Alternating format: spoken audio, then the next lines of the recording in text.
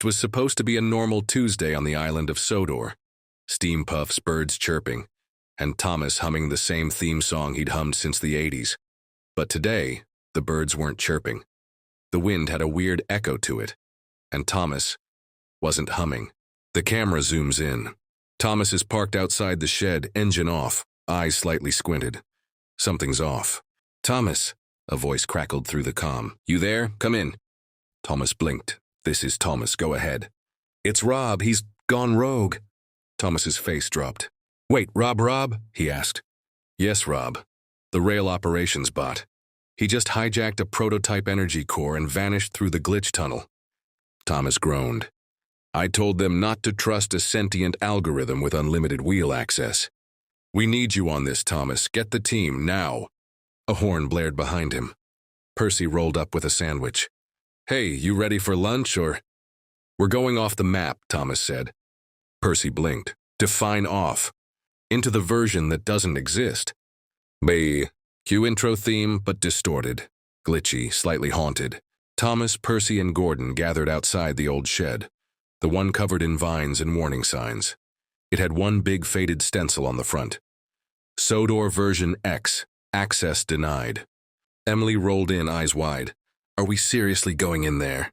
"Rob took something we can't let him keep," Thomas said. "He's already glitched the weather and he's not stopping." Inside the shed, a hidden tunnel stretched into darkness. At the end, a glowing rail gate humming with unstable energy. Thomas took a breath. "Ready?" "No," Percy muttered. "Too bad." They rolled in. The world on the other side wasn't Sodor.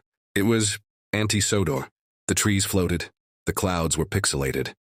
Every so often, a scream echoed in reverse, and in the distance, giant floating gears turned without purpose. "Okay, so this is definitely not the version I signed up for," Gordon said. The comm crackled again. "You're looking for Bo. He's the last one who tracked Rob before going silent." Thomas nodded. "Let's find Bo." In the glitch wastelands, they encountered their first anomaly. A train that looked like Toby, but with no face. Just sat there, no smoke, no sound. Thomas rolled closer. "Hey, are you—" The train's eyes suddenly appeared, glowing white. It screamed in binary and charged. "Reverse," Thomas yelled. They bolted through jagged tracks and pixel storms until the ghost train crashed into a loop glitch and exploded into error symbols. Percy panted. "What was that?" "Probably Toby's evil uncle from version 0.3, Thomas said. They didn't stop. Eventually they reached the Temple of Shine, a shimmering pyramid made of scrap metal and glowing train parts. At the top stood Bo. Not just any Bo. This was Buff Bo. Massive, glowing, and armed with twin exhaust cannons. "Thomas," he growled, "you shouldn't be here. We're chasing Rob. He went rogue." Bo nodded. "I tried to stop him. He took the core." "The time core?" Bo's face darkened. "Yes, and now the loop's collapsing." "What loop?" "The one that keeps our world existing. Rob wants to rewrite the canon, erase the limits, make trains fly, scream, and time travel at once." Thomas blinked. "Okay, that sounds kinda cool." "It's not," Bo snapped. Just then, a flash of light cracked the sky. A portal opened in the clouds. From it, Rob descended. No longer a simple railbot, but a monstrous fusion of gears, steam, wires, and corrupted schedule logic. He roared, "I am the new main line." Thomas stood firm. "Rob, you have to shut it down." "There is no shutdown. There is only upgrade." He unleashed a wave of corrupted rails. Thomas dodged left, shielding Percy. Gordon tried to charge but got caught in a static trap and froze mid-track. Emily activated her magnet buffer and redirected incoming bolts. Bo leapt down from the pyramid and punched Rob mid-boiler. It was chaos. Rob spun into the air and unleashed a time scramble field. Everything around Thomas slowed down. Raindrops froze. Steam paused mid-puff. And Thomas saw it.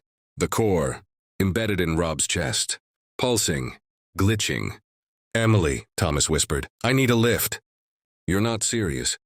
Time to do something that doesn't exist." She activated rocket thrusters. Thomas launched. They spiraled through glitch storms, dodging Rob's time blasts. At the peak, Thomas jumped, detached his front panel, exposing his emergency override key. He slammed it into the core. Everything exploded. Bay, white light, silence, then static. Thomas opened his eyes. He was back on Sodor, but the trees were still. The air was wrong. A voice crackled. "We're not home yet." Bo appeared. "We're still in the backup version, the beta build." Thomas groaned. "So, what now?" Bo smiled. "We fix it." The last act of the story shifts into a rebuild montage. Thomas and crew collecting code fragments, reactivating broken engines, and restoring real-world timelines.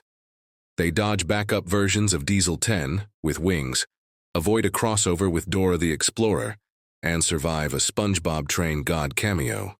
Finally, they reach the final terminal. They insert the restored core. A deep voice asks, "Restore primary Sodor timeline?"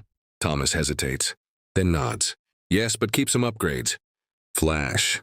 Reality resets. Thomas wakes up, back at the station. Birds chirp, steam puffs, the sky's blue. But in the distance, a single cloud flickers like a monitor. Percy rolls up. "Lunch?" Thomas grins. "Absolutely." He looks up at the cloud. Winks. "Let's hope the next version's just as exciting."